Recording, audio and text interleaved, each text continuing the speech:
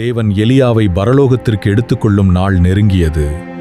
கில்காலில் இருந்து ஒரு அதிசய பயணம் தொடங்கியது. பெத்தேலில் தீர்க்கதரிசிகள் எலிசாவை சுற்றி வந்து, இன்று உன் ஆசான் உன்னிடமிருந்து எடுத்துக்கொள்ளப்படுவார் என்று சொன்னார்கள். அதை கேட்டு எலிசா அமைதியாக இருந்தான். எலியா பலமுறை சொல்லியும் எலிசா அவரை விட்டு போகவில்லை. உண்மையான சீடன் போல தொடர்ந்து நடந்தான். அவர்கள் யோர்தான் ஆற்றை அடைந்தார்கள்.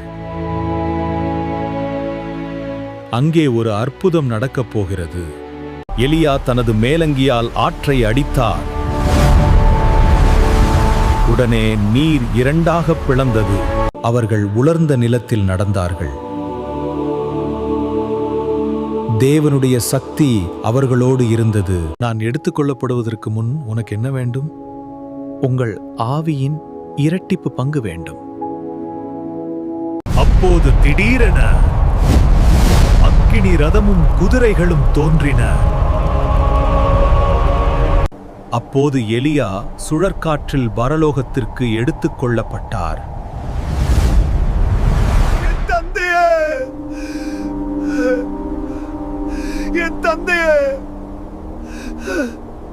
எலியாவின் மேலங்கி எலிசாவின் மேல் விழுந்தது. அது அதிகாரத்தின் அடையாளம். யோர்தானின் அருகில் வந்து எலிசா எலியாவின் மேலங்கியை எடுத்து யோர்தானை அடித்தான். நீர் மீண்டும் பிளந்தது. எலியாவின் ஆவி இப்போது அவன் மேல் இருந்தது. எலிசா எலியாவை பின்தொடர்ந்து பெற்றான். இன்று நீயும் இயேசுவை பின்தொடர்ந்தால் மகிமையானவைகளை பெற்றுக்கொள்வாய்.